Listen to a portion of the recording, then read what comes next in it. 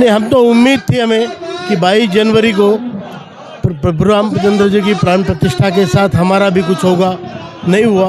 फिर हमें 26 जनवरी का लगा, नहीं हुआ। आपने ईपीएस पेंशन बढ़ाने के लिए अशोक रावत जी सामने, अशोक रावत जी पे भरोसा है आप लोगों को? भरोसा, पूरा भरोसा है। ईश्वर का आधारित है। बद्दुआ खाएंगे और क्या करेंगे? बद्दुआ देंगे और तो कुछ कर नहीं पाएंगे हम लोग, केवल बद्दुआ देंगे। ईश्वर तुम्हें आप निवारण करो इसका। ये बीजेपी ने उठाया हुआ मुद्दा है। तो जब ये मुद्दा बीजेपी ने 2014-13 में उठाया था, तब वो अपोजिशन में थे 13 में, तब से अब तक मुद्दा है। 75 प्लस डीए, 7500 प्लस डीए। सरकार की तरफ से तो कोई कांटेक्ट नहीं हुआ है। हम ही कई लोगों से मिले हैं, कई सांसदों से मिले, कई मंत्रियों से मिले, हर तरफ से आश्वासन मिलता है।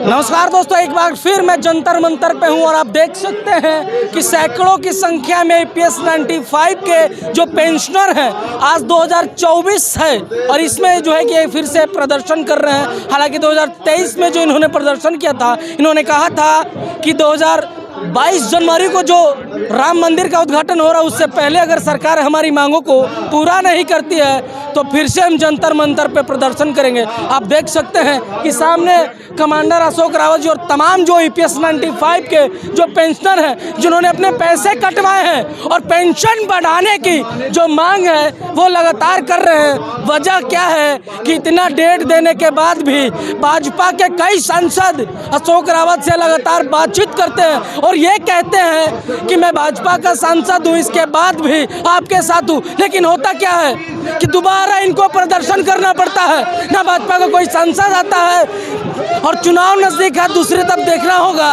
कि ये प्रदर्शन ही करते रहेंगे क्या? सर, क्या लग रहा है कि सिर्फ प्रदर्शन ही होते रहेगा? लास्ट टाइम आपने बोला था 22 जनवरी और 26 जनवरी, सरकार कुछ नहीं नहीं, हम तो उम्मीद थी हमें कि 22 जनवरी को प्रभु रामचंद्र जी की प्राण प्रतिष्ठा के साथ हमारा भी कुछ होगा, नहीं हुआ। फिर हमें 26 जनवरी का लगा, नहीं हुआ। अभी हमें बजट पे आशा है। देखिए, आशा पे, उम्मीद पे ही, हमें तो मालूम नहीं कब होगा। हम तो अपना काम कर रहे हैं, हमारा कर्तव्य कर रहे हैं। समाज का एक बहुत बड़ा तबका, वृद्ध तबका जिसने पैसे भरे हैं, उसका जीवन स्तर सुधरना चाहिए। बुढ़ापे में उनका जीवन स्तर एक जीने लायक हो, इसलिए हमारा संघर्ष है। हम तो अपना काम कर रहे हैं, अब सरकार को उसका काम करना चाहिए। इंडिया गेट पे जो आप लोगों की मीटिंग हुई थी, उसके और आज तक के बीच में कोई आपसे कांटेक्ट करने की कोशिश किया क्या सरकार की तरफ से? सरकार की तरफ से तो कोई कांटेक्ट नहीं हुआ है। हम ही कई लोगों से मिले हैं, कई सांसदों से मिले, कई मंत्रियों से मिले, हर तरफ से आश्वासन मिलता है। मोदी जी के स्वयं 2 बार हमें आश्वासन दे चुके हैं, तो हमें आशा है कि काम होगा। और अगर नहीं होगा तो यही लोग हैं जो आगे चल के निर्णय लेंगे।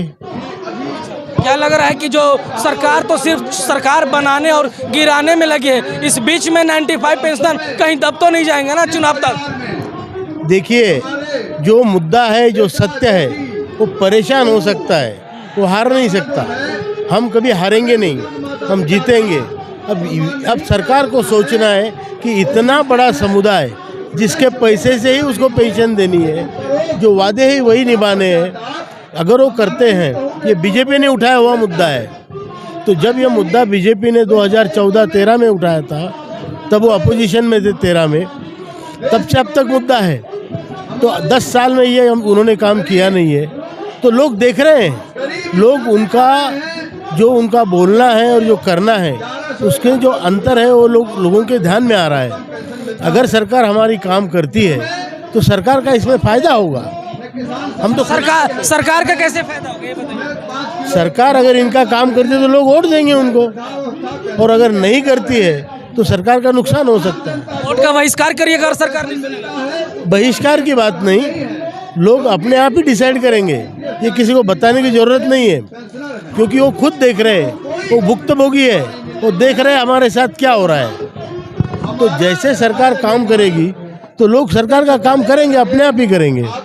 और अगर सरकार काम नहीं करेगी तो यही लोग सोचेंगे 3 बार सरकार का काम करने से पहले। तो ये तो लोगों के ऊपर निर्भर है। हम तो कोई पॉलिटिकल डायरेक्शन नहीं देते, लेकिन वो लोग सोचेंगे।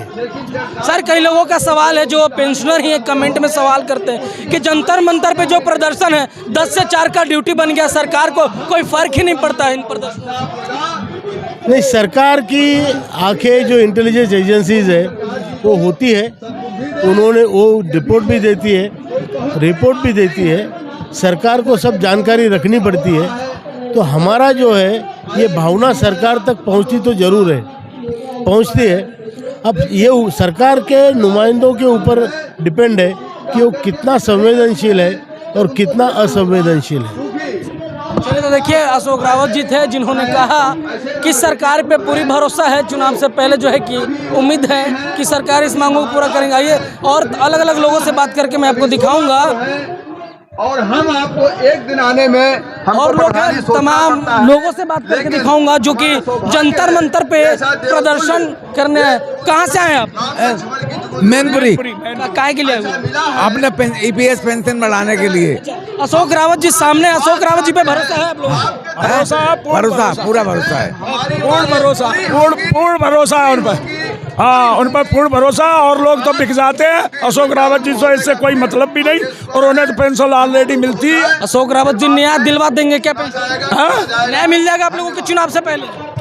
चुनाव से पहले संभवतः मिल जाएगी, मोदी जी पर हमें पूर्ण विश्वास है। हमने 866 515 और 250 और 1250 रुपया। हाँ, डिमांड क्या है? 7,500 प्लस DA प्लस चिकित्सा सुविधा नहीं दे, और अगर यही सरकार नहीं देगी तो क्या कीजिए? तो फिर ईश्वर का आधारित है, बद्दुआ खाएंगे और क्या करेंगे।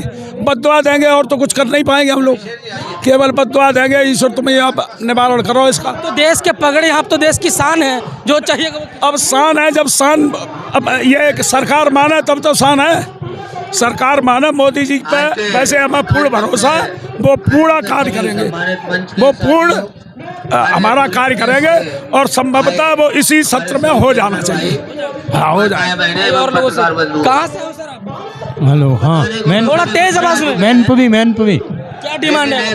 पेंशन की, पेंशन डिमांड कितनी है? Demand 75 plus DA, 7,500 plus DA।